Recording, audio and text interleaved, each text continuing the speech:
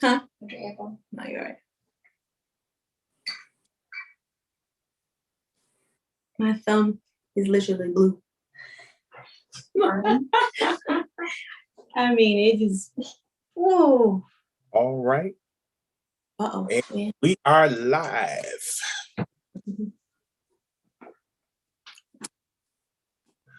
Good evening to everybody out here on Facebook and YouTube.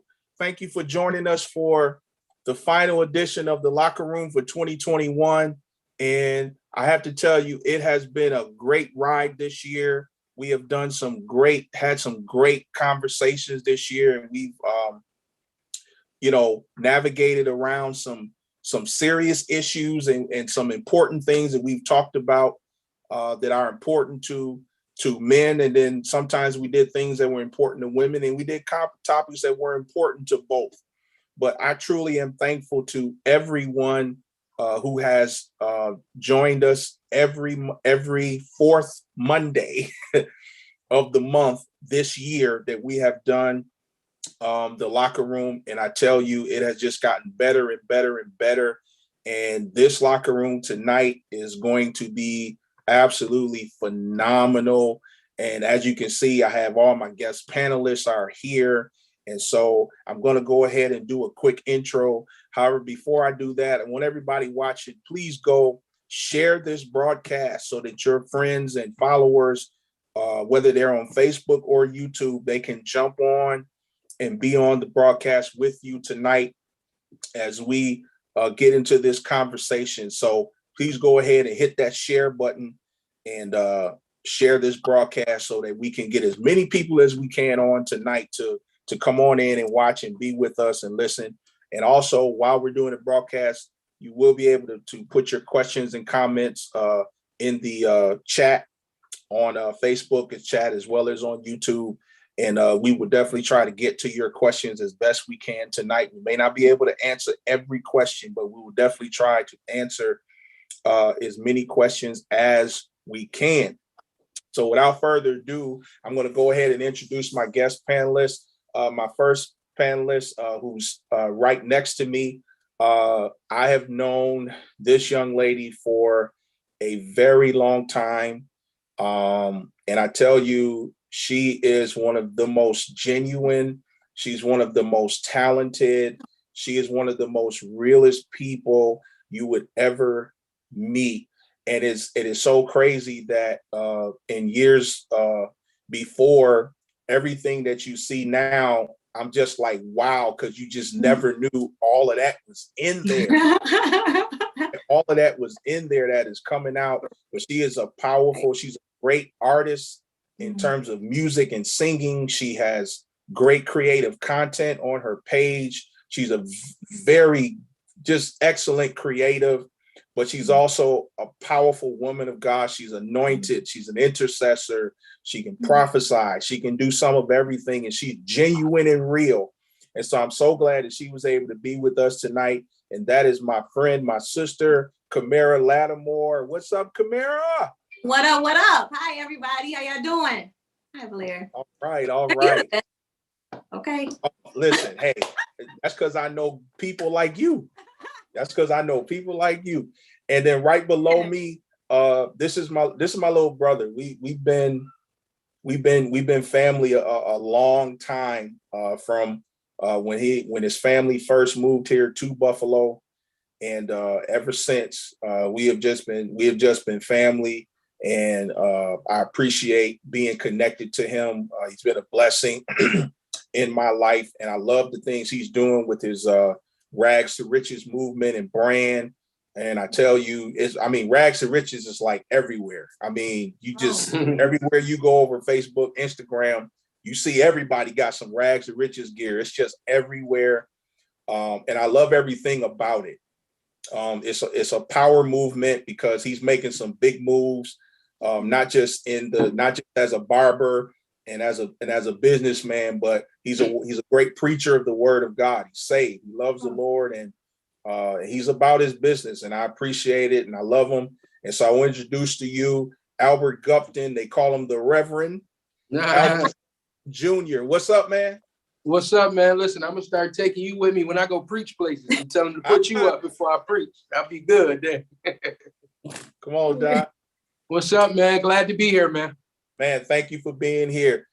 Just below him is another, right next to him, rather, is another powerhouse.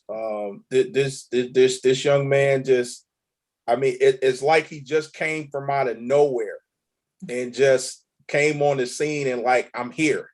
And ever since, man, he is great, awesome singer, great preacher of the word, and I love his spirit.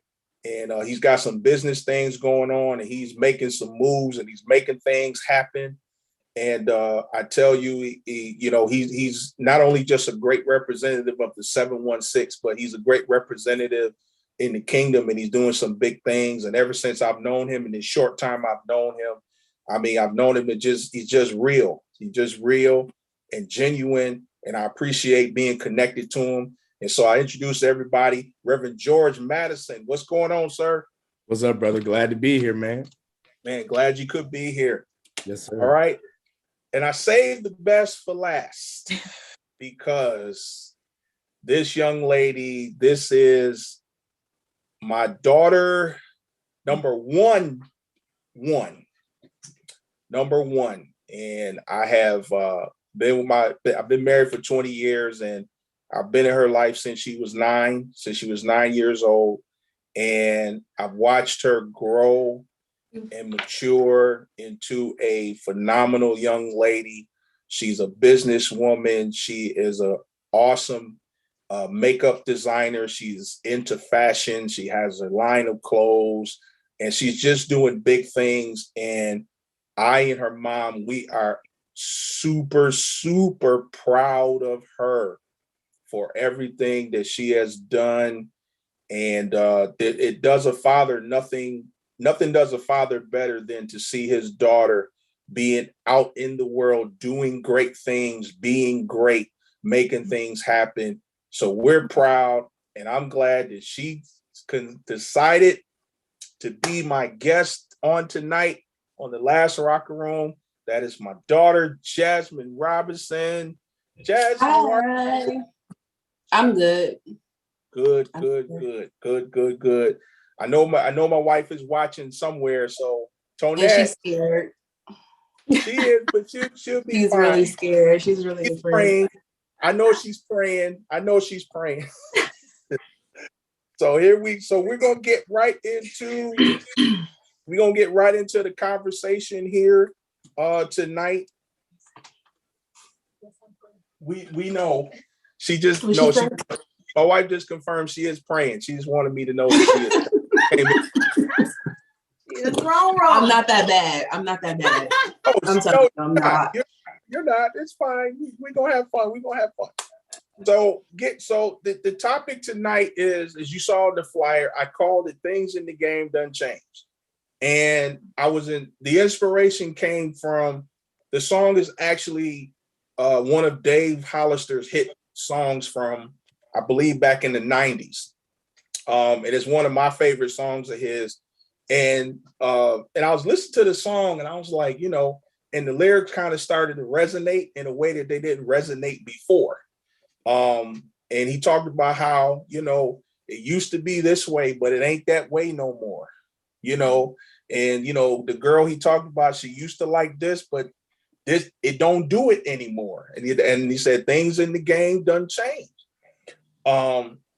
And when I thought about it, I thought about the generation now of what you guys are referred to as millennials, because you're that 18 to 35.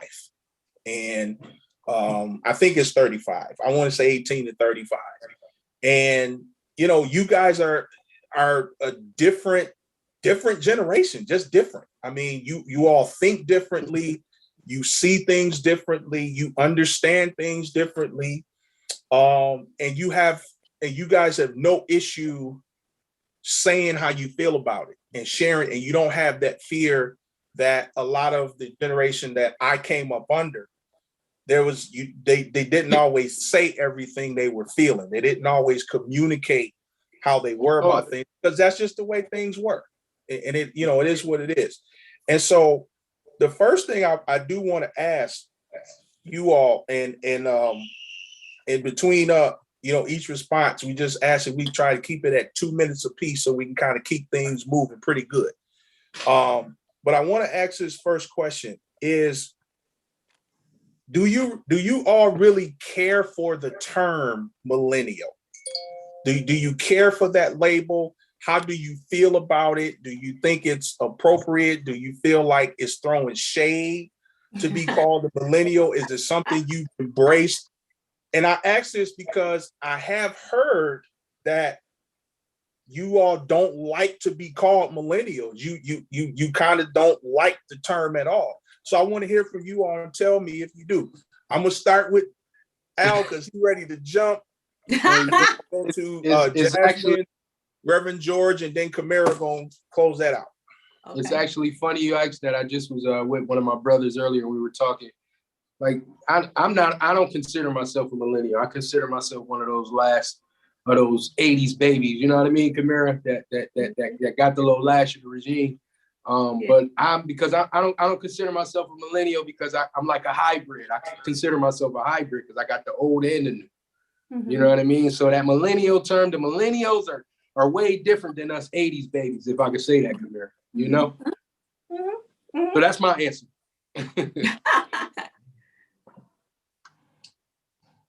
I can't hear you. Go ahead, Jazz. Oh, it's my turn. Oh, what was the question again?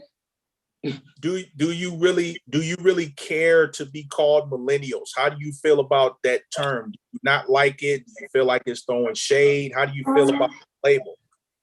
Well, I'm not against the millennials, like the term of it. I think that is used in a condescending way. I think when people use it, they're normally obviously older. And I think they try to characterize us as kids. So it's like, instead of saying like, oh, the kids that's now grown, they call us millennials. All right, Reverend George. I agree 100% with Jasmine. She hit it like, right on the nose. But I would say I'm proud to be a millennial. If Me too. anybody ever wanted to know, I'm proud to be one because I think that we're better than Generation Z that comes after us. So Period. that's that. Camara? I definitely think it comes with a negative connotation. Yes, to call us kids or somewhat immature, but more so just to say that we don't have substance.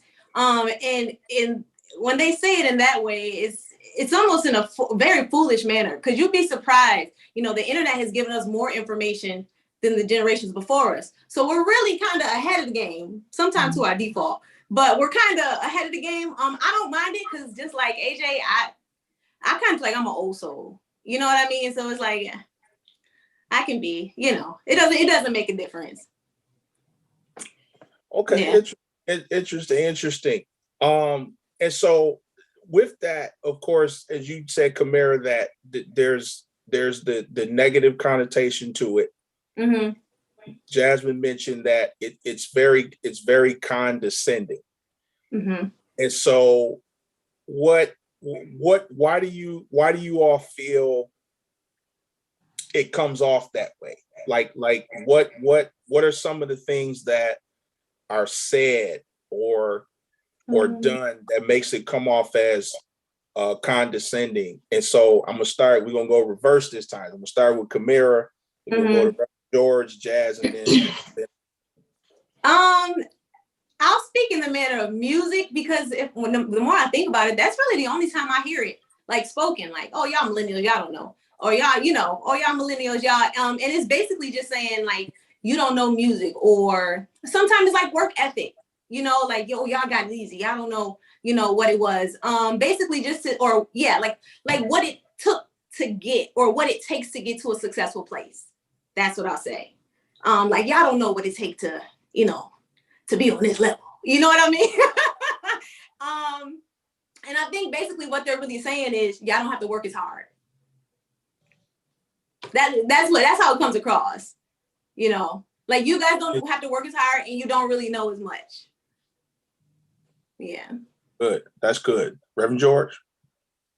Listen, Kamira, she really just said the whole thing. Basically, it really is true. It's almost like, well, y'all ain't lived through nothing, you ain't experienced nothing. But I mean, how do you know? How do you know if I never tell you? But at the same time, it really is really overused to a certain extent where I hear it. Music definitely. Also in a work setting. It's really just like, people, older people, quote unquote, basically using it as a crutch to kind of like beat us down or like hold us down into our place or whatever. But at the end of the day, we got to take their place. So, hey, I live for it. Reverend Al? Or is it Jazz? Jazz, you're next. I think it's Jazz, then me. Jazz is next. Okay, so I agree with Mira. I think when they say, "Oh, we don't work as hard," I don't think that we don't work as hard. I think we work smarter. We find other ways to get things accomplished, and they see it as us taking shortcuts. And shortcuts aren't supposed to be good, but it's just because you work 15 years doing something that was tedious, and before you figured out, oh, I can own my own business, and now we're at that stage. It's like, okay, we're gonna take the steps today to get to where we want to go. We can cut down in time and steps and all this stuff. I think that's like the main thing. All right, go ahead. What's on you, sir? So for me, it's like, let's not forget you was once our age. Let's not forget you did some of the things we did. The things that are just different is the era. Yeah. And for me, I'm starting to really realize it's not really what we did. It's just the times are different. You know what I mean? And here we are now. A lot of people would tell you, talk up to your age, but I tell people I talk up to my experiences. And I probably can talk more over than the age that you are because of the experiences I had. But just when it comes to it's just different now. Technology is different. You can get to, like she was saying, business. You can activate businesses quicker than you could back then. Now, instead of having to see that I'm a black face, I can just go online and put my name in, and you may think I'm somebody else, but I'm really a black boy or a black woman. You know what I mean? So it's just different now, man. We just in different eras, man. But a lot of times, there's no shade to no older folk because I love them. But let's not forget you was once 35 too. You were young too. You know what I mean? Yeah. It was just called something else. Good. That's interesting. And actually, you all walked me right into my next question, because when it comes to business and when it comes to success, because the model that existed for so long was to be successful, or even what I was told when I was 18, to be successful, you're gonna have to go to school. You got to figure out what you want to do. You got to go to school, graduate, make sure you get a degree. And so you can go to a company, a good company, decent company, get a good job, get a good paying job, try to move up if you can. So, you can make as much money as you can. And then you get to retire at 65 and, go live. And so that was the model for success. And for most Black people, success was measured in what kind of house you lived in, what kind of car you drove. And it didn't matter if you were working at GM or working at Ford or working at some company, that didn't matter. But because you had the nice big house and you had the nice car and you wore the nice clothes, that was considered success, but you had to work quite a long time to get it before you could get there. And it seems that now, your generation, you guys seem to not ascribe to that type of thinking, because you're like, I think I don't have to work 30 years to get it. I think I can get it in 5. I think I can do it maybe quicker than 5 if I do some different things. So I want to know, how do you guys define and see success in life, and how do you define that as it comes to business? Because you guys are all entrepreneurs. So how do you define it? How do you define it today as opposed to how it was defined years ago? And I'll start with Jazz this time, and then we'll come to Reverend George, Al, and then Kamara. Can I trade? I'm not ready. You don't want to go first? No, not this one. Go first. Okay, we'll go with Reverend George. You go first. We'll let you go first this time, and then we'll go to Kamara, and then you want to go last, Jazz? You will go last? Yeah, it doesn't matter. All right, and then Al and Jazz will be last. All right.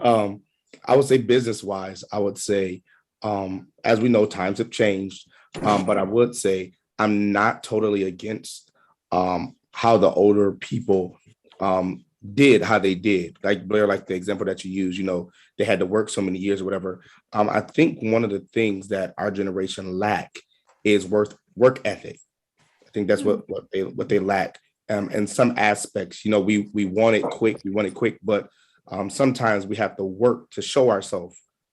You know, you have to prove that we're able to, you know, do what needs to be done. And the thing is, like, if we want to retire in 5 years or whatever, can you actually handle that? Like, do you know how to handle that? Do you know how to handle that amount of money? Do you know how to budget? You know, it's a lot of things that we need to learn how to do. Manage money, manage our time. It's a whole lot. So I would say that in the business aspect, we need some more experience. Good. Kamara? Okay, disclaimer, my answer is about to be way sideways. Just putting that out there, okay? It's just I got to give y'all the real, okay? You got to keep it 100. So my definition of success is so different from the world that we live in. My opinion, success is purpose that pays. It is seeking the face of God and asking him, am I David? Am I to follow Solomon? Am I to be the next Paul? Am I to walk in the line of Esther? What is my purpose? And then how do I fulfill that and live my life? So yes, I think we have to have incredible work ethic, because, you know, faith without works is dead, right? We have to work. But I think that the one thing, in my opinion, that our generation lacks is time with the Lord to show you how you're moving. Is this a chessboard or is it checkers? You know, which way are we going, God? Which way are you swaying me? What's my path? So again, I know we live in our generation, success is like money, money, money, cars and houses done. In my opinion, success is effectiveness in what I'm purposed for. And happiness there. So it's a little, you know, different, but that's because I'll say this, because if we get all this money and these houses and these cars and we're miserable, what are we successful at? That's good. The purpose that pays. I like that, Kamara. Yeah. Go ahead. It's on you, Al. Oh, it's on me? Yep. I'm gonna piggyback off sis. Definitely a couple of anybody that know me that come to the barbershop, man, you come in here, you're gonna get a fade and you're gonna get a word. But let me just keep it all the way a buck. When it comes to success, I have to piggyback off of what Kamara said, because I feel like success really comes from knowing what your purpose is. You can be gifted in so many areas, and gifting can bring money and all that stuff. But if it ain't purposed of what you're doing, the real success that you're looking for or that you're desiring is really not going to manifest until you're really working in that purpose. So for me, I'll speak on myself, rags to riches.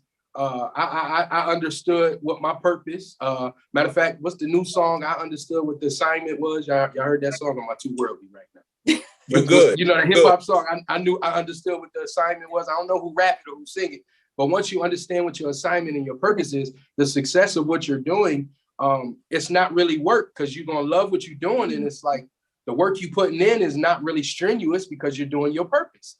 Like, so for me, it's like, you know, yeah, we need to discipline ourselves more, but discipline yourself in the purpose of what you know you're supposed to be doing to get your success. Mm-hmm. You get what I'm saying? Does that make sense? Mm-hmm. That makes total sense. Because for me, I mean, I made a whole lot of money cutting hair. I made a whole lot of money doing a lot of different things, but it wasn't until I really found out what I was purposed for in my area of that was going to bring me to my success. And I'm still working in my success, because the success that we're at and that you're striving for is not where you're going to be forever. You know what I mean? It's either going to grow higher, or if you don't put in the time, it's going to grow lower. You know what I mean? So I agree with her. Like your true success really not going to come until you know what your purpose is. And then when you know what the purpose is and what you're doing, like, it's not going to be work. You just don't, it's automatic. You get what I'm saying? Yes, sir. Yes, sir. Jazz? For me, I feel like I see success differently. I kind of see it as in stages. So I don't even know how to really say it. Besides, like, I see success more so as moments, because it's just like he said, like, it's the ultimate, like, everybody has that ultimate goal, like, oh, I want to have this big house, I want to have this big car, I want to do this, da, da, da, da. But for me, it's like my small wins are successes for me. And that keeps me motivated to go on to the next thing, because sometimes things work out, sometimes they don't. And even those failures are still successes to help you to build towards whatever is next. So I don't really see it in my mind. I don't have like oh my God, this is the ultimate goal. It's just knocking out whatever is in front of me and like looking back, like, okay, I achieved that, I achieved that, I achieved that, and keep going. So I think it's on a smaller scale for me. And as far as like the work ethic of our generation, I think it depends. It depends on who it is. I think it's a personal thing. I can't say overall everybody's like, oh, we don't feel like we should work, because there are some people that work. It's just that it depends on everybody's point of view of what you see work as. I think is more so the thing, if anything. Hey Blair, check this out though too, Yes, really sir. quick, because you said you were speaking of the older generation too. The older generation had a 9 to 5, 9 to 7, or work first, second, third shift, then tried to do whatever else they wanted to do after they do that. I think the newer generation now, we are looking at our purposes as like, yo, this is my work. Yeah. This is what I'm doing. So instead of me putting 10 hours in over there for somebody else's clock, I'm gonna put that 10 hours in for my own clock. And, That's it. And whether I make it financially with the money right now, I may be making connections for that 10 hours. I may not make the $1,000 in that. You get what I'm saying? So I feel like our generation has taken that older 9 to 5 punch the clock. I'm punching my own clock now. Right. You get what I'm saying? I'm gonna win in my own lane. And if I gotta struggle for this, I gotta struggle for this. Our struggles is different for y'all struggles. We'll struggle for our own before I go struggle for some Frito-Lay or some GM. I'm just being straight up with you. Yeah. You know what I'm saying? Because Frito-Lay ain't gonna see your purpose or your dream how you see your dream. Right. And working for Frito-Lay is working for somebody else's purpose.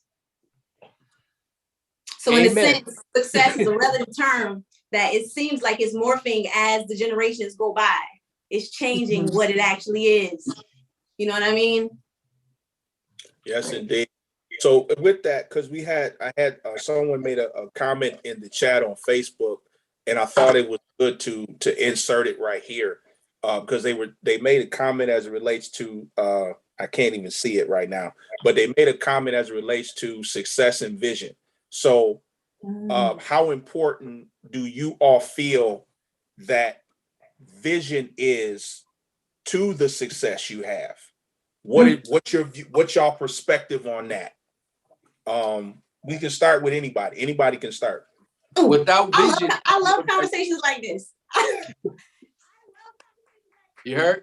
This is what makes it plain for us, man. Okay, that's hard to answer as well, because to me, vision is a relative term as well. I do believe that God will give us commercials or little movies or desires or passions for what we are to do that we'll kind of foresee. You know what I mean? And that's how we'll kind of grab hold. But I think the vision is foundational, because if we don't write it, if we don't paint it, then nobody can run after it. Neither can we. So if we don't know what the vision is, you can't follow the purpose. You got to see the vision first. Your peripheral has to be open. Your sight has to be kind of, really tuned in to see it, and then grab hold to it, call it purpose, and then chase after it. If that made any sense. That makes Reverend sense. George, I want Reverend George to jump in here on that. I was praying you didn't do that. So, the Bible says, write the vision, make it plain. Yeah. So that's all you got to do. I'm a firm believer that if you know what you want and you go to God with what you want and you make it specific, that's the thing. You got to be specific about what you want. And you chase after it. That means you don't let nothing, nobody get in your way, stop you, block you, deter you, and you chase after it. And nothing can stop you. You're successful at that point. And all that God's gonna do is just honor it. I believe God is gonna honor it. When you do it the way that God has set it up, ain't nothing but success just waiting on you. That's how I look at it. Good. Jazz, you want to jump in? Nope, they got it. Go ahead, Al. They get there. Go ahead, Reverend Al. You got it, sir. Listen, without vision, without purpose, your company, your desire, whatever it is you're trying to do is not going to go anywhere. I mean, at the end of the day, like so many people have ideas, but an idea is nothing if you don't put it down on paper and execute. You understand what I'm saying? I can give a million ideas right now for people to start businesses, but if it has no purpose of where's this business going to go or how we're going to run this, it means nothing. Like George and Kamira said, yes, write the vision, make it plain. But so many people are looking for vision horizontally and not vertically. You understand what I'm saying? It comes from God. It comes from God. Like at the end of the day, I've miracle signs and wonders, dreams and all that stuff you see. What is it now? We living in a vision board world. Everybody has to write down a vision board. Everybody you got to put them things on paper to help you execute those things. So yeah. I agree with you. Yeah, I'm with you. Good. So Jazz, I want to come to you with this one, and I want to start this because when you started, so I'm going to pick on you just a little bit, because when you started going after what you wanted, you took a huge risk. You took a huge risk, and I will admit, I will admit to you that what you admit to? What happened? That I honestly thought that the risk you took was a bad risk, because I thought it was a blind risk. I thought it was crazy. I'm saying that don't make sense to do it that way. But I have to admit also that for you, that I didn't see it your way. And a little bit, I'll even say somewhat, I was a little wrong, because I watched you make it. So my question to all of you, but I'm starting with you, is that what is the difference? How do you define the difference between a blind, foolish risk and a calculated risk that you take to make what you want to do happen? Because some in my generation and above would call what you did a foolish, blind risk. Because to us, it looked like that ain't gonna work if you do it that way. That ain't gonna work. But then you made it work. So you're making me rethink this whole idea of risk. So talk to me about what you consider to be, or how you define risk, both blind and calculated. Okay, so I'll go back. I'll just give a little backstory of myself. So as a kid, I was always that kid that always had some type of business or doing something on the side, whatever. So as I grew up, I started to get real jobs, and I was in corporate America for a while, and I was just like, this is not it, But when I was doing the stuff on the side that was creative and fun and interesting, it was just, I was engaged there. So at a point in time, after I had my daughter, I quit my job. And at this time, I didn't necessarily know the voice of God, but I felt it. It was like a peace in it. So I had left. And then people, the surroundings around me was like, you're crazy. Why would you do that? Da, da, da, da. So I started to doubt myself. So I was like, okay, I'm gonna go back just because everybody else is putting these voices in me telling me that this is not the way you're supposed to do it. So I decided, okay, well, let's go back. And now I'm in the same exact predicament again. But this time it's like, I know this is not where I'm supposed to be. I came here because I followed somebody else's voice when I already heard God tell me what to do. I heard him. And I wasn't sure, I wasn't confident in that voice in that time, but I knew in this moment, like, okay, this is it. I'm going to quit. So I start coming home saying, I'm going to quit. I'm going to quit. I'm going to quit. So you know what I did? I'm not proud of this, but I built a website for 2 of my businesses at my last job. So when I left, it was like, I quit. I didn't really have anything. I didn't have anything saved. I didn't have any savings, but I birthed something. I planted a seed somewhere. So it was easier to be like, okay, at least I have this. At least I can start here. And from here, I'll be able to develop whatever comes from there. And was the road easy? No, but I'm glad that I stuck with it. And is the road easy now? No, it's not. But I mean, God keeps making ways for things to keep going. So it's just like, for me, I mean, it's just that confidence, bottom line, within yourself, and confidence in hearing what the Lord is saying to you. And that's pretty much it. Like, and then also standing in your own truth and your own words, and like getting rid of everybody's voices around me. That was it. I'm here.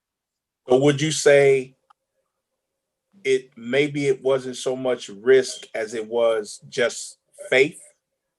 Well, I'm going to say it was more risk initially because I didn't know God's voice. So to me, it was just like I'm doing this because this is what I want to do. Later on, it came more so like, okay, I believe that this is going to happen. This is going to become blah, blah, blah, blah, blah. Am I where I saw myself being? No, but I see myself on the path. All right.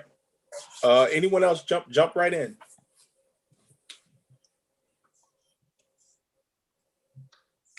I'll jump in. Go ahead, AJ. You got it. Now I was waiting for somebody to go. You go. I feel like for me, the more I was listening to you guys about like risk, to me it sounds like almost like just it takes a extreme confidence and a kind of like just an individuality and a trusting in yourself and what God has shown you you're supposed to do and what you believe you're supposed to do yourself. You know what I mean? I don't really have I guess I can't really say that I've had too many risks that I've had to take. I've had a lot of don't rap, they're not going to take you serious as a singer. Don't sing, they're not going to take you serious as an elder. Don't go to seminary because they're not going to take you as serious as a comedian. Don't be a comedian because they're not, people have a box that they love to put you in so that you don't take risk, right? And I don't think it's always like a negative thing, but I think it's more so they just believe they can't do it and they've never seen it done. So why believe that you can do it? You know what I mean?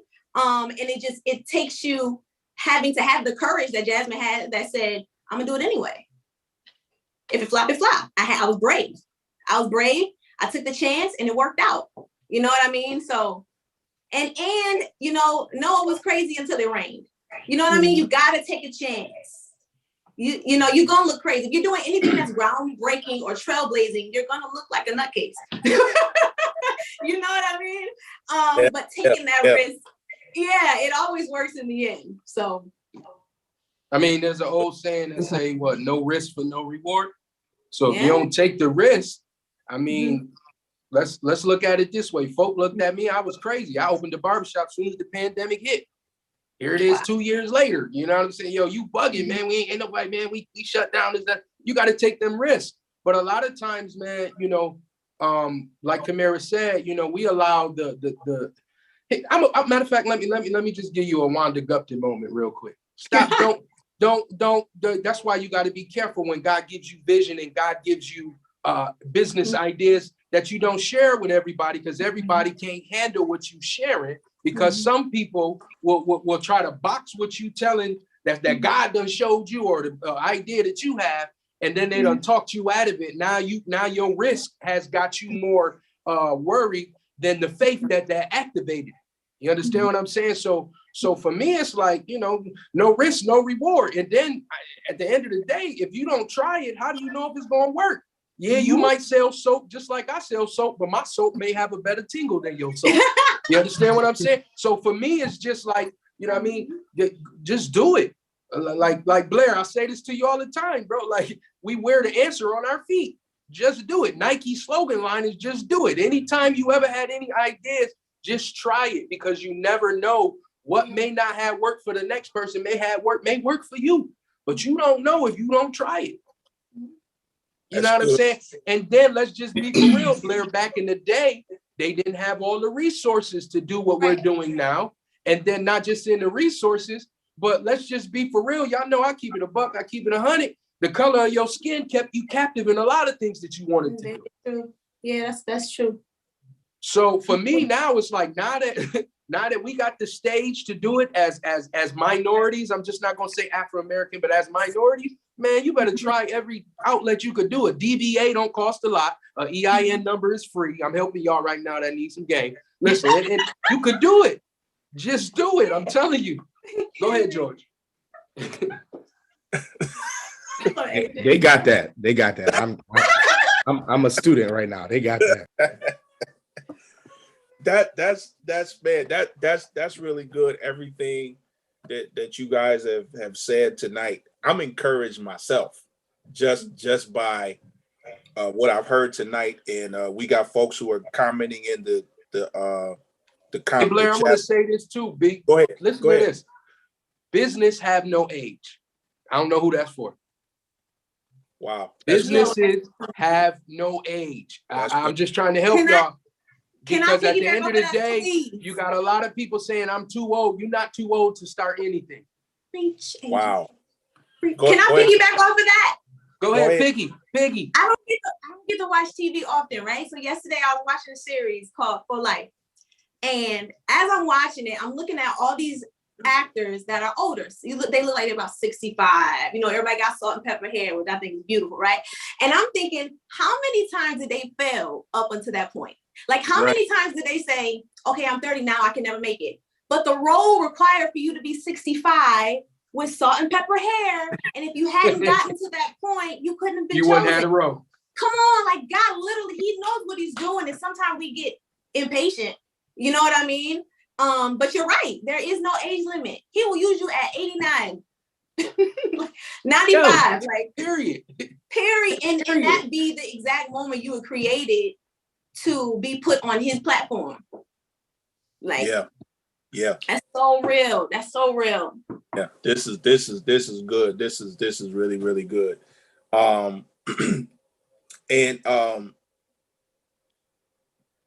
Yeah, you stuck, Doc. You stuck. Yeah, because what really came to light for me, and then I'm gonna move on to the next segment.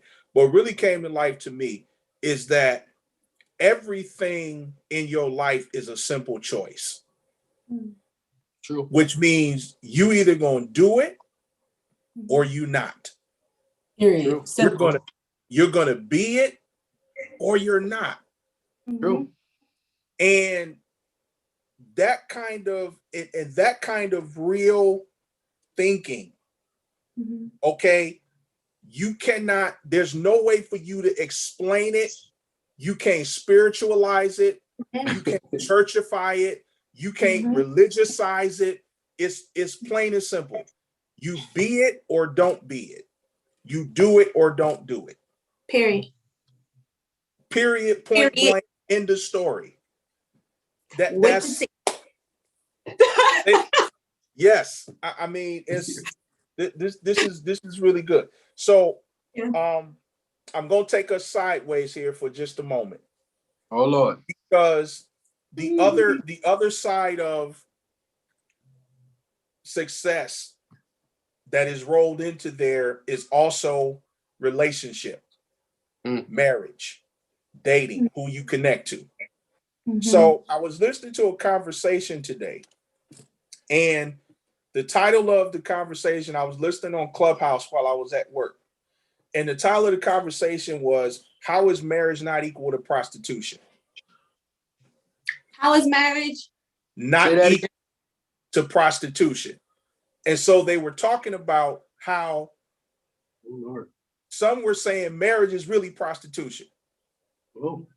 And so, and now, mind you, these were young people in that, 18 to 35, maybe even 40 range, Right. talking about relationships and deciding who you're going to connect to, who you're going to be with. And so some were saying, I mean, I don't really need to marry somebody. We could just be in a relationship and do what we do and have what we have and go from there. And so everything that they talked about, it seems so very transactional. And so finally, one lady, she asked a question that stuck with me of everything I heard. And she said this. She said, I just have one question for the room. And because there were more ladies in the room. So her question was to the ladies who were listening. And she said, I have a question for y'all. So do y'all want a husband or a business partner? Which do you want? Because what you say you want from a husband, you just want a business partner. You don't really want a husband. You just want a business partner. So I started thinking like, okay, so how do they view relationship? How do they really understand marriage? So I'm coming to you, Al, because you got your hand raised. But I want to, while you're out here doing your business and you're building success and you're building your brand and doing all of the things that you said. So how do you guys do dating? And how does that get, and how does it get you to marriage? Because I can say that the way dating and marriage is defined today is completely different from how it was defined before. Yeah. So I want to hear from you guys. So we'll start with Albert and then we'll go right through Jazz, Reverend George, and Kamara. Wow. First, I have to commend you. Not everybody calls me Albert. Thank you, Blair. I appreciate it. I'm not married, but I am in a relationship. The thing I think people have, number one, you took God out of it. I don't care if it's a relationship or a marriage. Once you take God out of it and it becomes a business partner and all that other stuff, that's wrong there. Because first of all, if God is in it, it ain't got to be a business marriage because he's gonna make sure that thing work anyways. For me, when it comes to dating and dealing with somebody, if they have a business and you have a business, the ground should be set from the beginning of what it is. This is my business, this is your business. But if we come together, then it's gonna become our business. And it doesn't become, it's not a this is mine, this is that. No. Because if God is involved and God is in this, then you ain't got to worry about the deals of feeling no type of way. And for me, I think a lot of people speak on marriage that level that are in my generation because they have not seen a good marriage. My parents been married 35 plus, bro. You understand what I'm saying? I ain't never heard my mom and my daddy say this mine, this. I ain't never heard that because at the end of the day, what God put together, it becomes ours. You understand what I'm saying? But too many people go in with that attitude of it's mine, it's mine, it's mine. No, you got to remember when y'all get married, I ain't married yet, but Blair, you married. When you got married, it became y'all's. You know what I mean? And too many people man, I'm gonna put it to you like this. I have a friend of mine who actually got divorced because his wife was trying to take over his business. You understand what I'm saying? But at the end of the day, he took it as her taking over when she was just trying to help. She just didn't know how to help it. The words of it.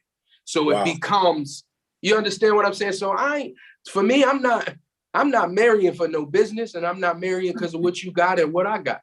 Because God gonna expose that to me anyways. So for me, I think Siri said, sorry, can you say that again? Let me say it again. Siri said, can you say it again? Let me say it again. I'm not marrying for what you got or for the business that you have. If God is involved and God is centered in this thing, we ain't got to worry about that type of stuff. That's just me, B. But at the end of the day, man, I think from the beginning, that person, whether you deal with them and they have a business or you have a business, they should know from the beginning what it is. Like that's just me. Now, one thing about this generation, we gonna keep it 100 and tell you what it is straight up from the beginning. I know I am. I can't speak for nobody. I'm gonna tell you what it is. You know what I'm saying? And either you come to add to, but you show ain't taken from. That's just me. Who's next? Jazz. As far as relationships and business, I don't agree as far as like, okay, it's mine and this is yours. And then when we come together, this is ours. As far as my business wise, because that's my business. I feel like that's a totally separate transaction. Legally, everything is already, if I have a corporation, imagine the owner of McDonald's being like, all right, well, I have this corporation that's already in place and then he just gets married. No, this is a whole separate entity. It's not even underneath my name. So you're not, involved in this at all. So that's how I'm going to keep it. You know what I'm saying? I'll make sure my paperwork and everything is down to the T. Now you can have some of the benefits, you know what I'm saying? I'll make sure that, we're taken care of at home. But as far as clinging, like clashing the two, it's just not happening. Now, I'm very supportive and I would help you and guide you into starting your own business and all the steps so you can be successful as well, double the income. But let me just tell you, I'm not sharing my business with anyone. Amen. Amen. Cool. Reverend George, it's on you, Doc. All right. So, Jazz, that was good. That was real good. Thank you. Thank you. But Blair, I don't really want to go too in depth because this is really good. But all I'm gonna say is marriage is ordained by God.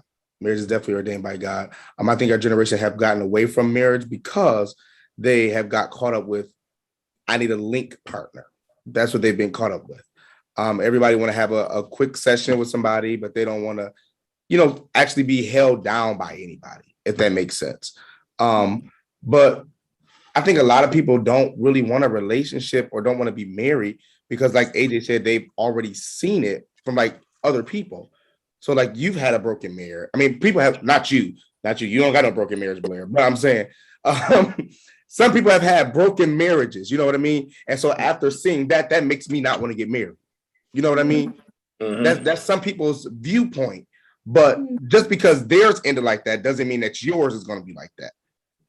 You know what I mean? So that's crazy. But like Jazz said, I'm not sharing my business with nobody. I don't work too hard to get to where I am. So what you can do is you can be a support to my business.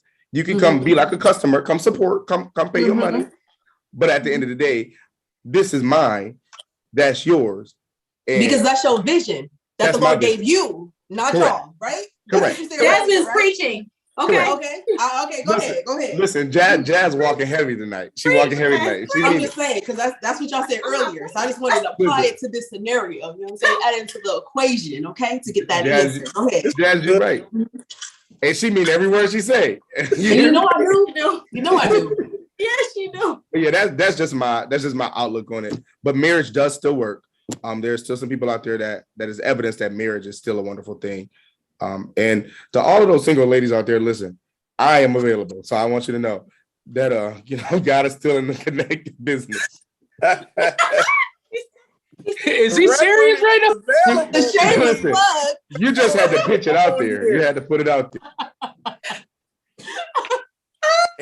And he'll sing to you too. If that's what you need, he'll sing to you too. I'm telling you. I'll put you in any key that you see fit. Hallelujah.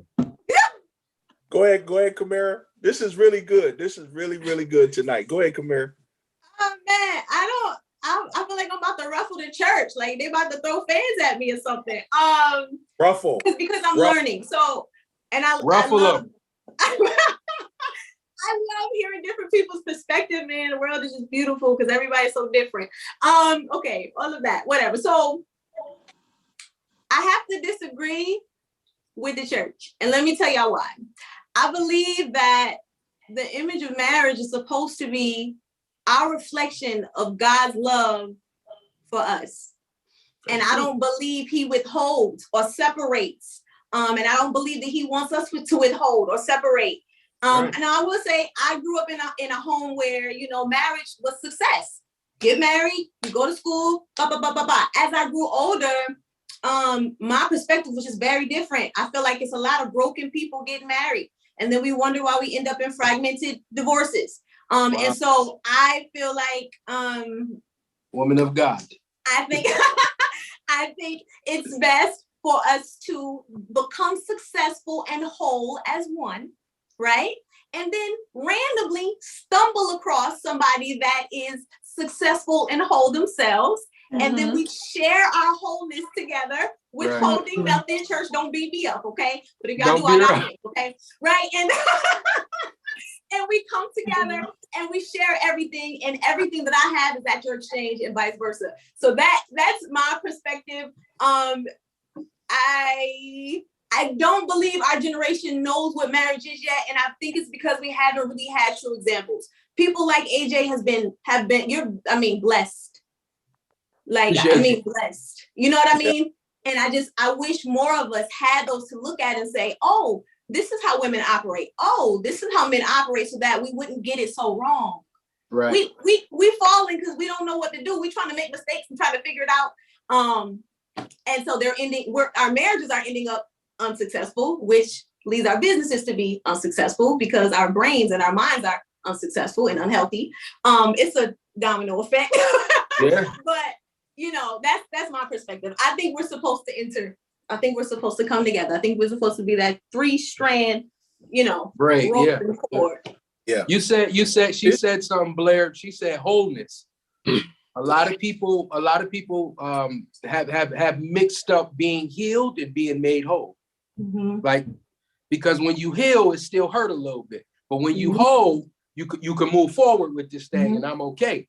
And that's, you know, that was some of my personal testimony. I had some things I had to heal myself of. You understand what I'm saying? To become whole, so I can operate right, to be all right in a relationship. You understand what I'm saying? That's so important right there, Kamara. I promise you. I think if half of our 30ers, I don't know how long you understand, if they took the time to heal ourselves, hear themselves, and really take that's important, man, because that wholeness, because you could be thinking, here's the reality. If you're not whole when you just heal, you could be thinking they coming for your business when they really not, and they just trying to help you. Because you hurt, you can't receive what they saying. Yeah, and or because you've been hurt so many times in the same way, you've been now hurt, you want to hoard anything that's successful to you so that it doesn't break.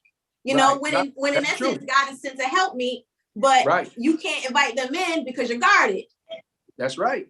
You know, so don't shoot us. Don't shoot the church. Don't shoot the church. No, listen. No, listen, because we finna really upset the church in a minute. Just hold on. Oh Lord. But I do want to say this, because I hear what Jazz is saying. Absolutely. I do too. Because I can speak from experience, because when I met her mom, she was already established. She was an entrepreneur already. She was a hairstylist. Okay. She had her own house. She had her own car. And then she had Jazz and her little sister Aries. She had her stuff going on. Okay. When you came into it, and I was, you know, doing my music. I was a musician and I was working. So when we got married, I did not expect to be a part of her business. But I was going to support her business in whatever way she asked me. Now, here's why I wasn't going to be a part. Number one, I don't know nothing about hair. I don't know nothing about hair. I don't know nothing about products. And to be honest, I didn't even know how to run a business. Okay, because before she came home, I think we had been married about 4 or 5 years, when she had 2 shops. She had 2 shops that she had herself.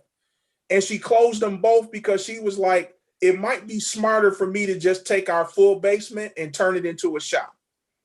Why pay somebody rent when I got space that I'm paying utilities and I can fix it up and I can keep at least 80% of my money at home? But once again, I never injected myself into her business because number one, I ain't know nothing about it. I don't know nothing about hair. What was I going to say? So I understand it from Jazz's perspective is saying is that if you don't really know about her business in terms of is this not something you do, then it may not be a good idea for you to interject yourself, but be a support. So I get what she's saying and I totally understand it. At the same time, I still believe that even though the business was hers, we understood that everything she had, her business, me doing music and the stuff that I was doing, entrepreneurial on the side, we understood that it was all ours together because all of it is happening to support and build the one home we live in. Mm-hmm.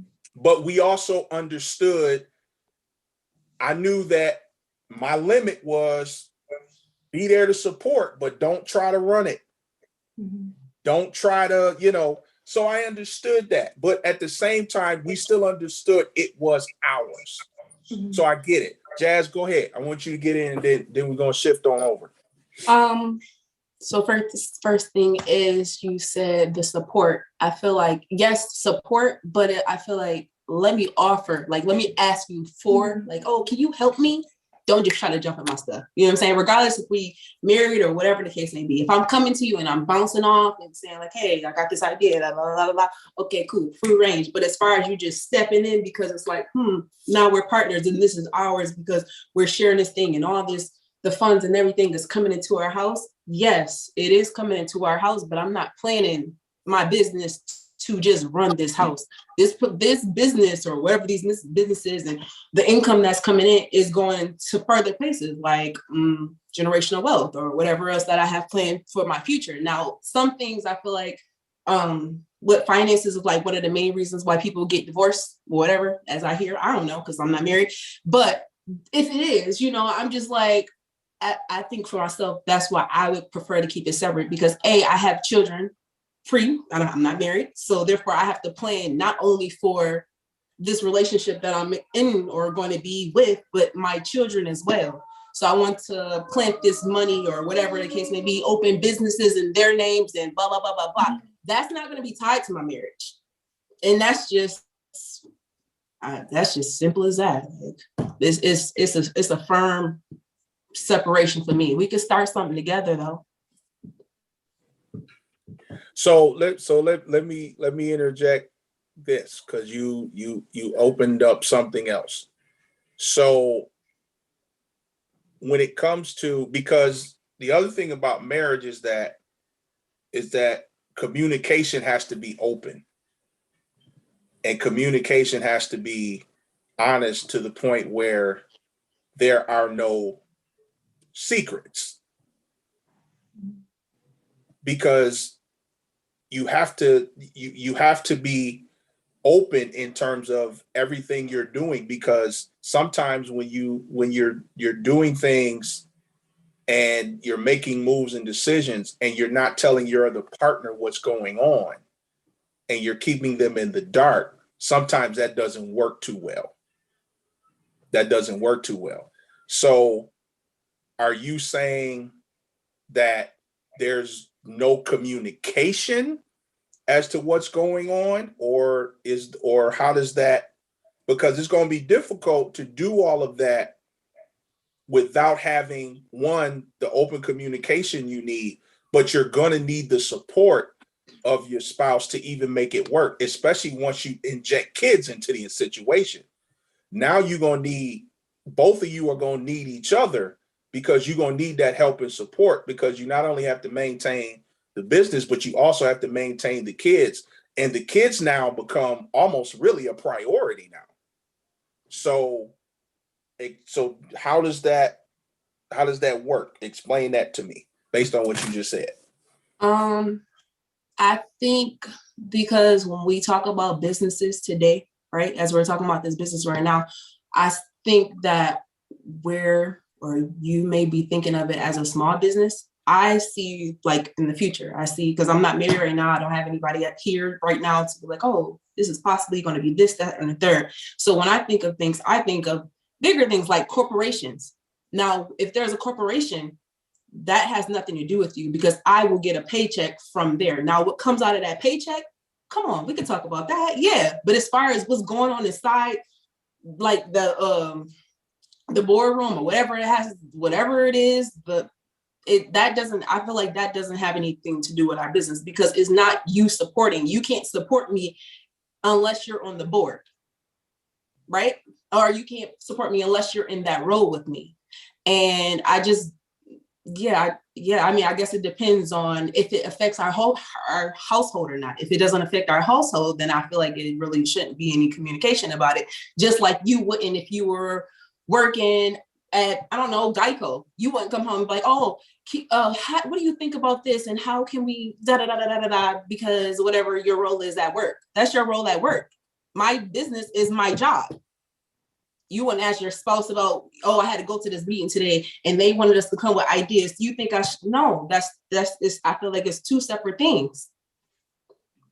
So would it be safe to say that could probably be case by case? Case by case for what? Because again, there's, for your situation, that's how it will have to work. But maybe with someone else's situation may have to work differently. So would you say it's case by case? Anybody can jump in. Would you say that's almost really a case by case thing? I'm just speaking for myself, how I would handle it. That's what I'm saying. Me. Yeah. Right. Okay, good.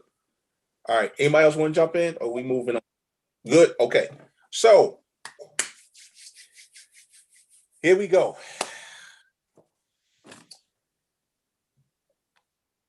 It seems to me, by what I've seen, what I've heard, that you all don't seem to get along too well with the traditional church model and current system.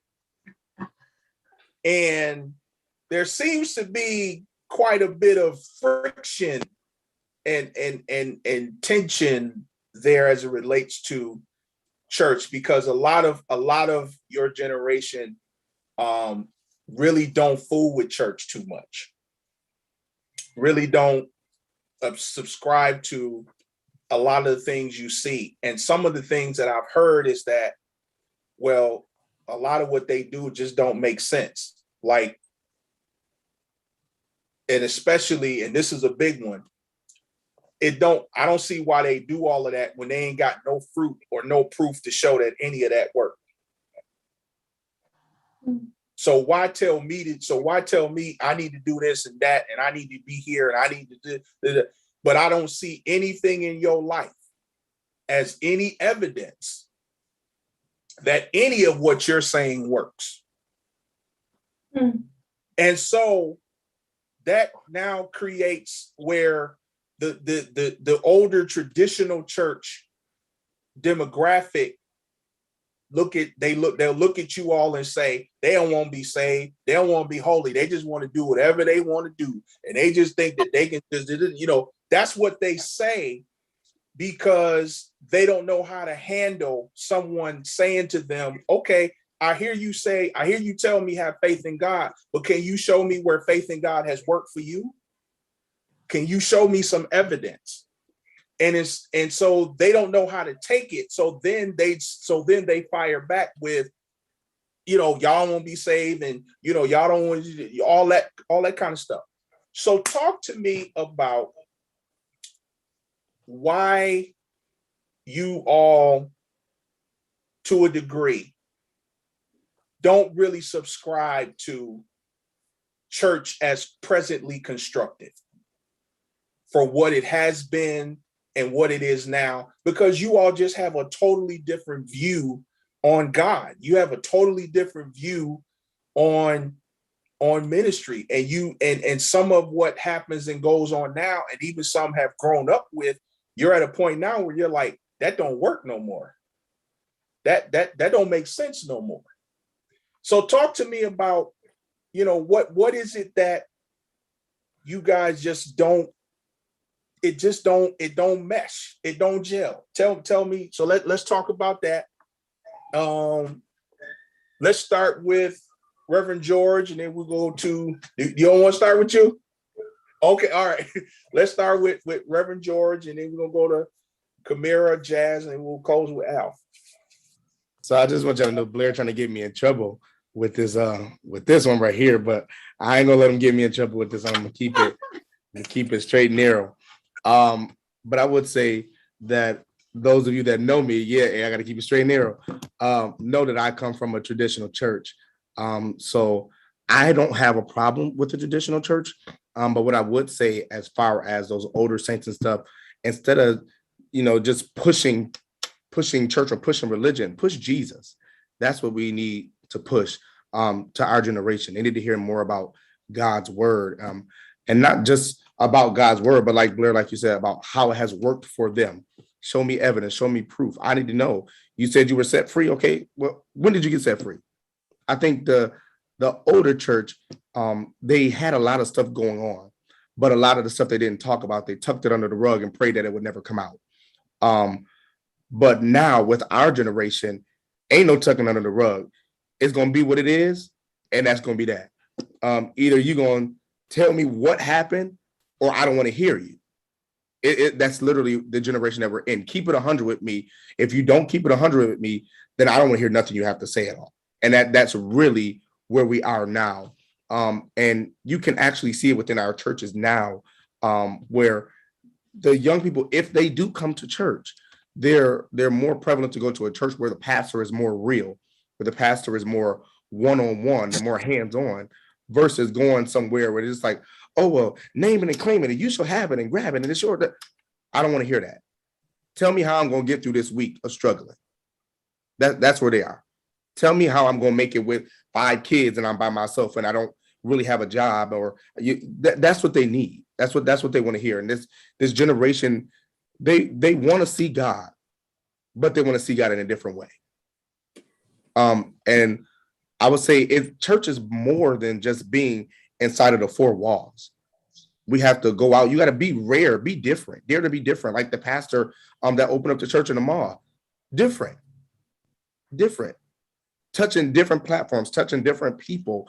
And it's not about just keeping our color within the church. Reach out and get some other people.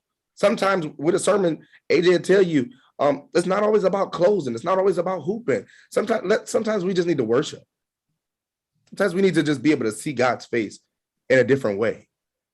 And so I still feel like I'm on a straight and narrow, but there are some points I could go crooked, but I'm a pass it on to the next person. But you good.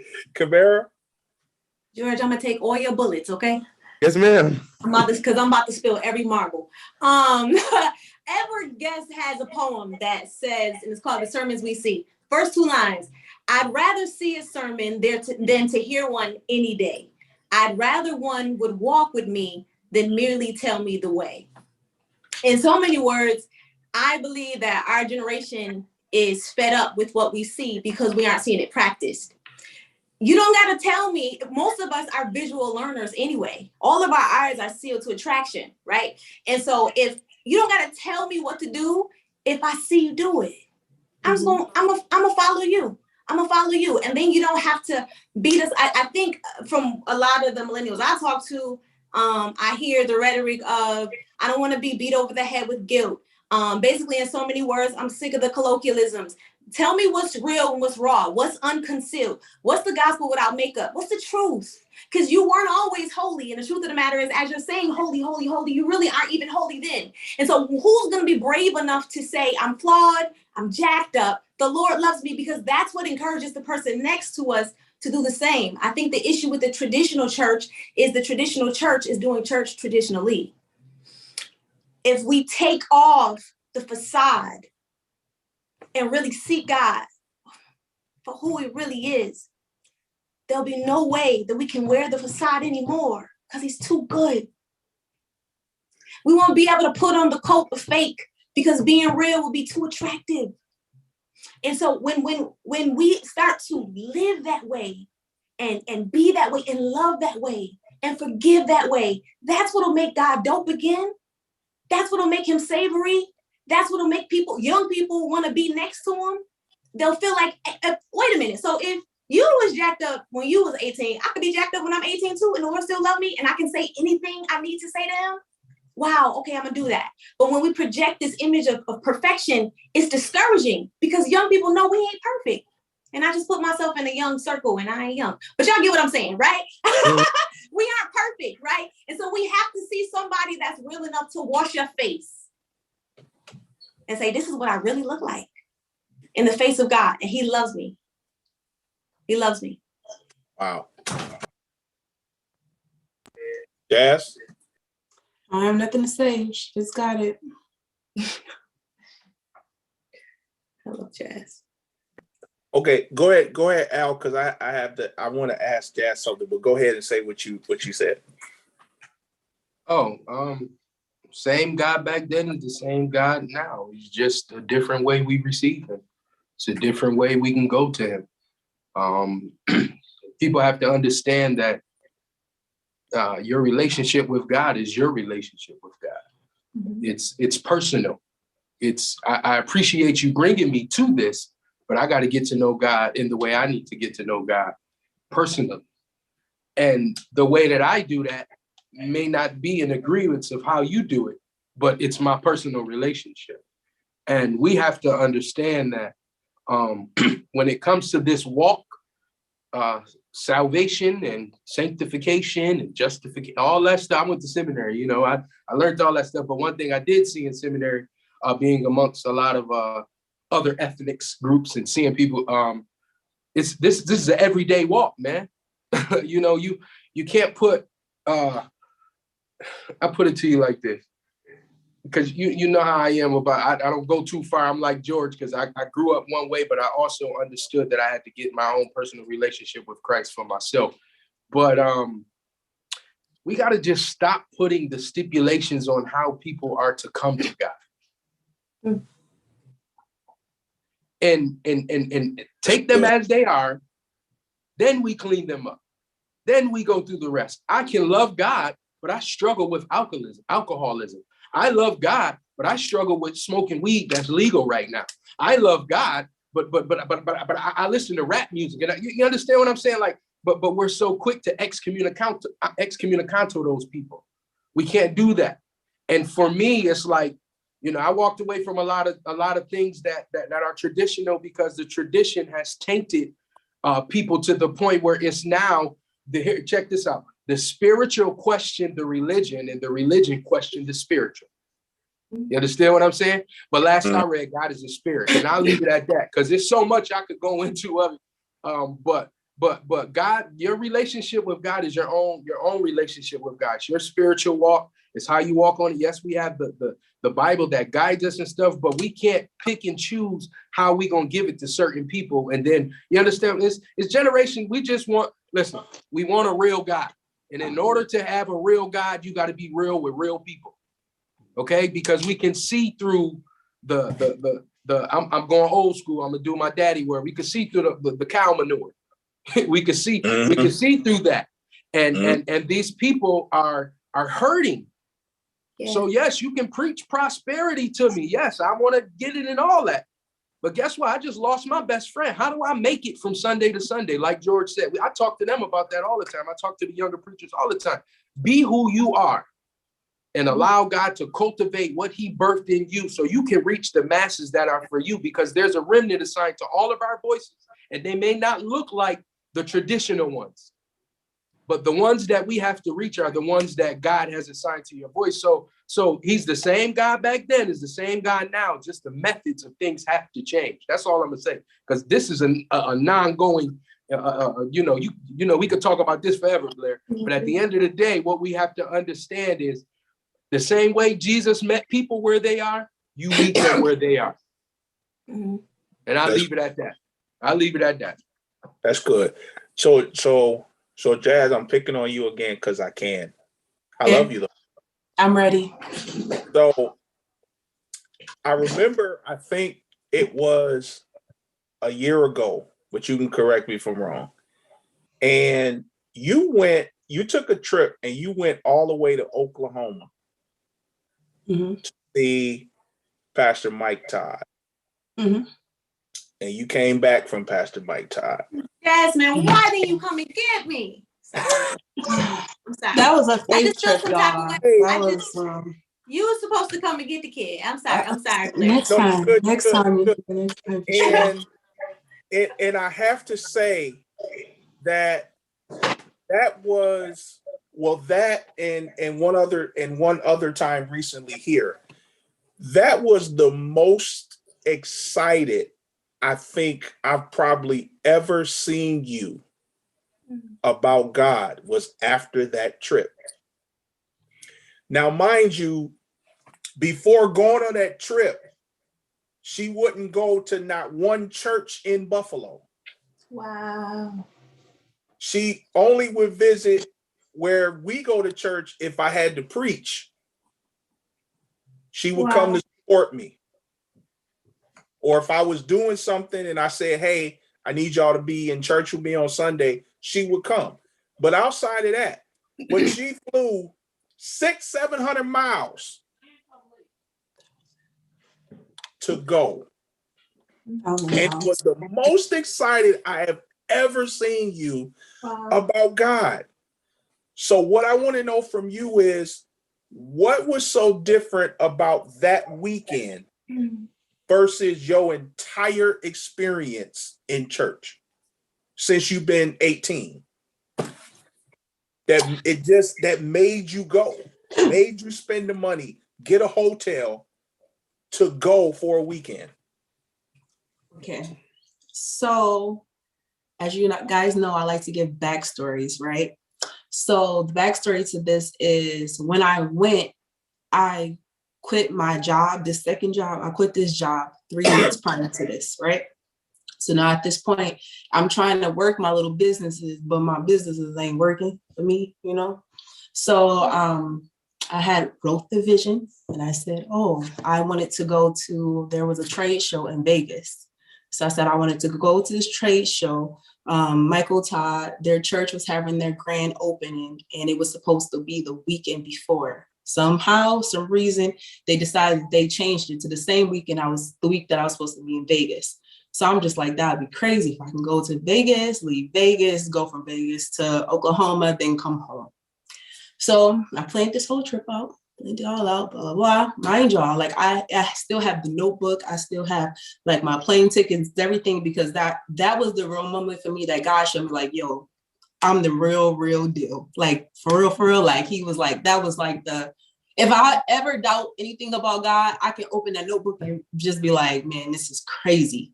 So pretty much I think I had like, I was able to buy the ticket to go to Vegas. I bought the ticket to go to Vegas.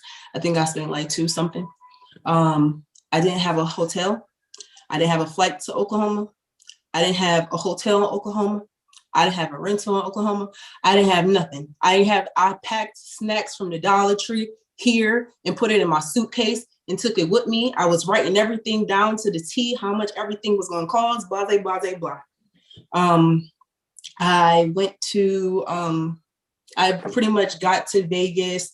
Some random money hit my account. When I was walking through the hotel in Vegas, the little concierge had pulled me to the side and said, we're going to give you a $150 Visa gift card if you go see this timeshare.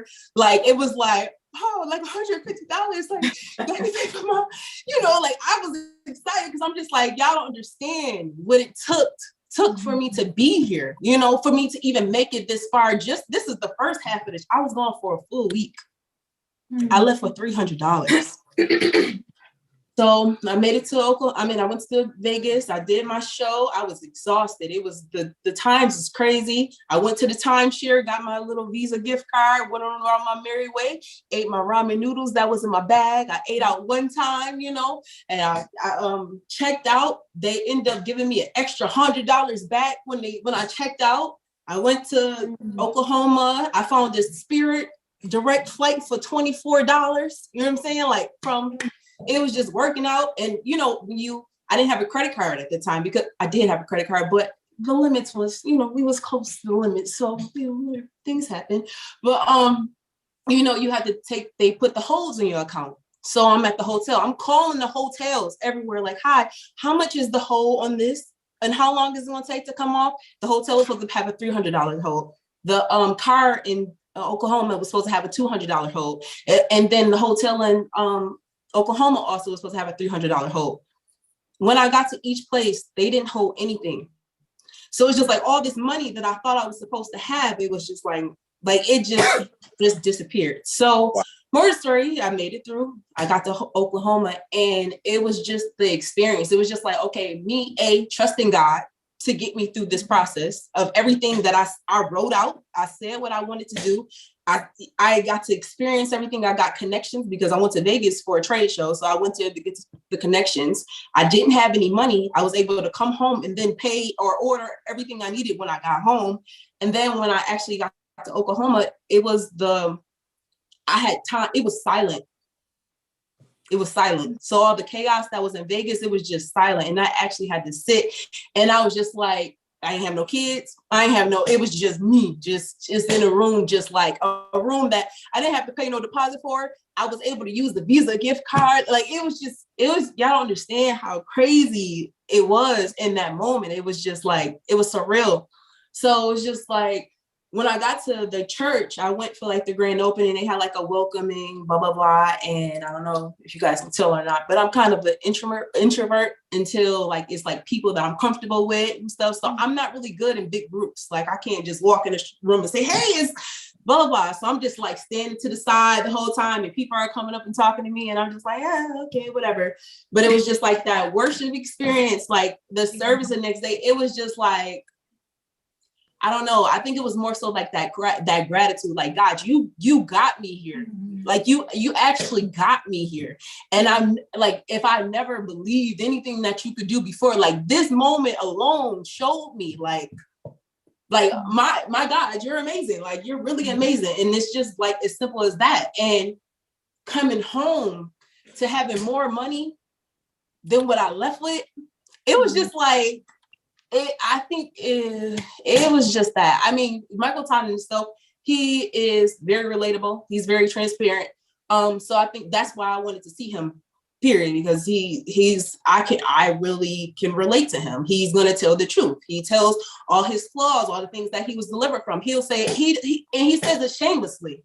So it's just like, oh, I was addicted to pornography, and I was a liar, and I was this, and I was that. And it's like, these are all things that we can all relate to, but it's just like, we won't say that, or we're not allowed to say that in the church, because we got all these old people in here who bitter and looking down on us because we may be on a higher level, or we have this bright spirit that you think that you just want to quiet us down. It's an uncomfortable feeling. And I guess I'm like a church kid too, in a way, but I've seen so much with my parents being involved. It's just like, I don't want to be here. That's why I don't go to church here, because I know what's here. I know what's behind the pulpit. I know who doing who, and who not supposed to be doing what they doing. Like, you know, it's just so contradicting. So it's just like, I'd rather get the word wherever I can get it. And right now, that's who serves me. So that's where I'm gonna go. So that's where I, got with Michael Todd. But that's pretty much the reason why I went and why I was so. Well, I'm glad. And I thank you for sharing that, because if nothing else, that moment really, I believe, was God saying, I'm gonna set this weekend up for you just so you can know who I am. Definitely. If you don't walk away with nothing else, you are going to know that I am real and I make things happen for those I love. So that was powerful, what you shared. And I hope that those that are watching, that you understand that, as all of them have said tonight, is that all of them have shared experiences and examples that where God showed them who he was, and that I got you. I'm going to make this happen for you. And I'm going to grace you. Go ahead, Al, and then we're going to close out after you get done. Yeah, I'm going to close because I just want to say this. I just fell in my spirit real quick. I know for me, I'm starting to see, and Kamara, maybe you can agree with me on this. I think this generation of our generation and the younger generation, we're coming with more of an expectancy to get healed from the things that we're hurting from. So all of the traditional routine stuff, we don't want that anymore. Get right to the core of what it is I'm hurting from, so I can be healed, so I can be made whole, and then I can continue to serve God in with a whole heart. You know what I mean? So Blair, I just wanted to say that I think that's the whole regime of the younger generation. They're coming so hungry and with an expectation of something that all the extra logistics of what we grew up in doesn't matter anymore. You understand what I'm saying? Give me the word and I'll go home. Yeah. Fill me up. I want to worship, get the word, and go home. All the extra stuff does not have to be. And you know me, that's where I'm at with it. Worship and word, because all the extra stuff really doesn't mean anything. It's just something we've been doing that's so routine that we think it's a custom, when it's just about the word. I just want to be fed. I just want to get what I need to get and go home. I leave my obligations. You don't got to tell me how to leave my obligations. Because if you're preaching right, I'm going to give right. That's all you need to understand with that anyway. But they're coming, the generation now is coming with more expectancy of what they need God to do for them. So all the other stuff doesn't matter anymore. Yeah. And that's just my little thing. And once I figured that out, because for me now, like, I'm gonna be straight up with y'all. If you're up there just sounding, I don't want to hear the singing. I'll come back when the preaching is on. You know what I'm saying? Because a lot of times, people just singing but don't really have the anointing, and you can tell the difference with that. So like, we come in with expectancy.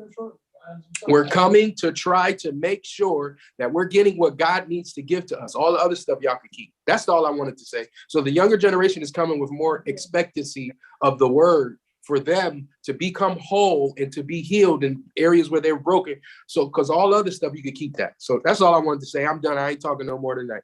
You good. Go ahead, Kamara, then we gonna, you want to say something? Yeah. No, I was saying to AJ, walk that thin line, Reverend. Walk that thin line. Don't let Blair get you in trouble, Doc. Go ahead, Kamara. I agree with AJ. I also think that as we're coming with expectancy, we're looking to not be condemned. Don't condemn me. If anything, please share your testimony, because that's how we overcome, right? So tell me that you've been where I am. Don't be too scared to tell me that you've been flawed. Tell me that you've been where I am and God loved you through it, so that I know that it's normal as we walk through this walk with Christ to run into troubles and hurdles and things that we can't conquer by ourselves, right? And then that'll encourage me to follow you as you follow God. You know what I mean? And yes. And sometimes, I don't know. I don't want to get into that, because that's such a sensitive topic for me personally, because nothing about traditionalism is biblical.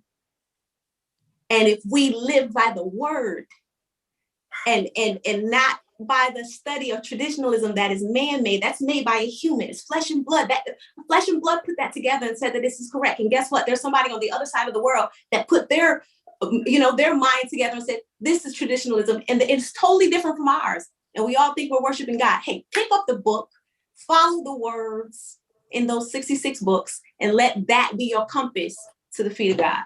Forget everything else. Wow. Man, this has been a great conversation. And we're gonna close it right here. And I will say that the viewers are all asking for part 2. They want more. They want more. I can't tell. I'm trying to count how many people that said part two, please. Part two, please. Part two. Can we get?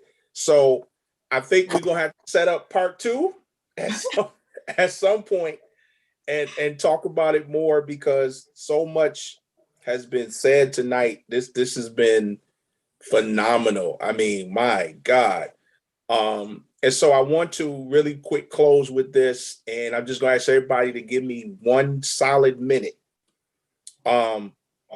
If I could put you in a room with 100 people of the generation ahead of you, ahead of me, if I could put you in a room and allowed you to say one thing to them that might make the light bulb go off, that would cause them to be open to embracing you all,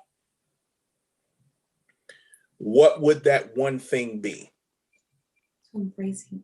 Give it to me in 1 minute. If you could say one thing to them that you believe would open up the gates and would pull the barriers down from your heart, what would that one thing be? And we'll start with Camara and we'll come to Albert, Jazz, and then George in 1 quick minute. Okay. The question is, if I could talk to 100 people and tell them to embrace millennials, what would you? Yes. What would you? Okay. If there's one I you would could say, the beauty of humanity is different. David wasn't Abraham. Abraham wasn't Saul. Saul wasn't Solomon. But they all did a work that the Lord gave them to do, and it didn't look like the others. Trust your prayer life. And if you want to see the best in me as your sister in Christ, pray for me that I will hear him, that I will see him, that I will follow him, that I will get his work done. And in turn, you will see how powerful your prayer is, and then see how powerful he can be for people that look like me. Accept me. I'm just like you, just a little bit different. George? I would basically say, it's not too late, is what I would say. It's not too late to have an encounter with God. I know a lot of young people feel as if, they missed their moment, missed their opportunity, but it's never too late to be able to have a relationship with him and trust him even though you don't see your way. I think a lot of young people have a trust issue, but when you learn how to really trust God and get into the book, the Bible, and understand what God is saying for you and the plans and the purpose that he has for your life, then you can do nothing but flourish. So that's what I would say. Awesome. Jazz? Are we talking to the church or are we just talking to people, period? What are you saying? I would say the church and people, period, because I think it's not just the generation in the church. I think it's that generation, period. It's just that maybe more of them are in the church, but just to that generation, period. What would you say? Have grace. Mm. Have grace for us. That's Just like so you wanted, but you couldn't have. It's profound. Ooh, that's good. That's good. It's on you, Al. Bring it on home. Why are you gonna do me like that?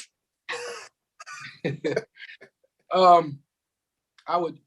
It's like I said when I'm the same, and I'm gonna start off the way I finished, man. Let us not forget that you weren't always where you are now, and the same grace he has for you is the same grace he has for me, as she said. And if we just remember that we all striving to get where we're trying to go and where God is wanting to take us, but don't forget. I mean, now here's the hybrid that comes into me, where I got some of the old school, where my dad got in me. You weren't always 65. You weren't. If walls could tell and doorknobs talking and all that type of stuff, you understand what I'm saying? Don't put it so high to the point where you forget. So if I could say anything, look where he brought you from. Because we all have that story, man. It's just if you were to just be real and let us know that, hey, young man, hey, young lady, that was me, but look at me now. So that will be my thing. I can't say it no other way, but your daughter hit it right on the nose.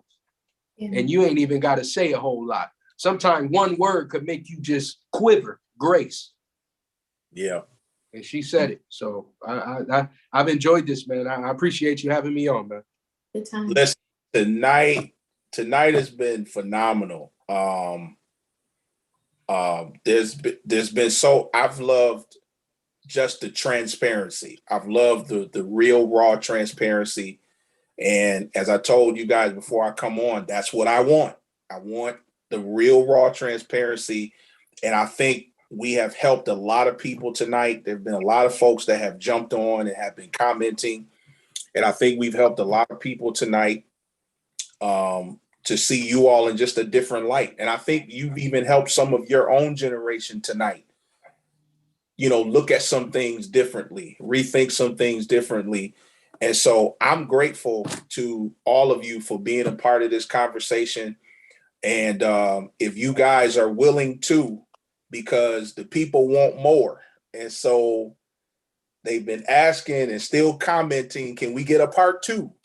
Because they're interested in hearing what you have to say about so many different things. And so if you guys are open to it, at some point, in 2022, we'll do a part 2 of this and get into some more stuff and talk about some more stuff.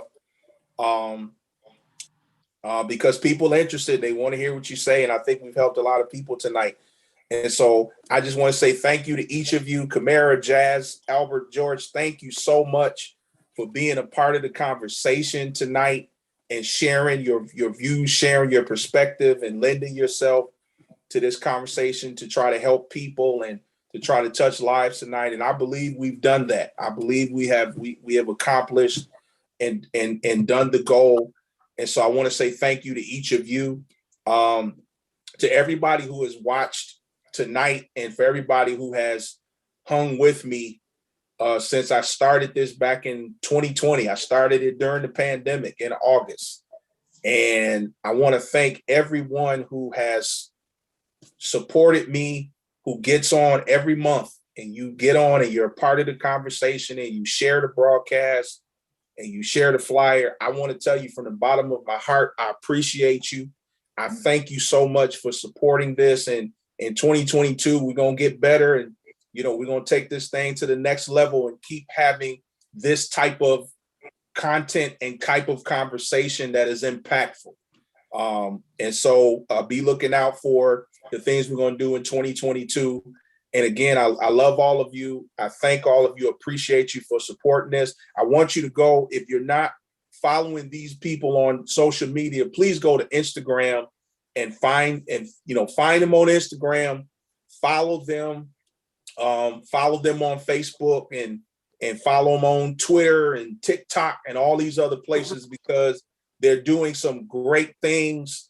And so please go support them. When they're having events, go support them. If it's ticketed, buy a ticket. Even if you don't want to go, buy a ticket and say, get a ticket to somebody.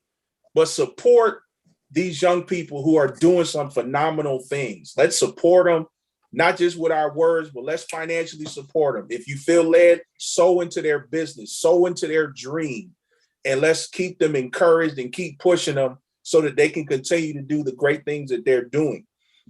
And so with that, we're going to say good night to everybody. I'm just going to ask my panelists, don't go anywhere just yet.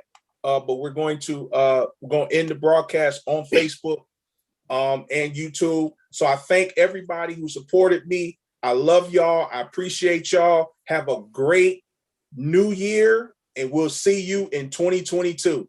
Good night.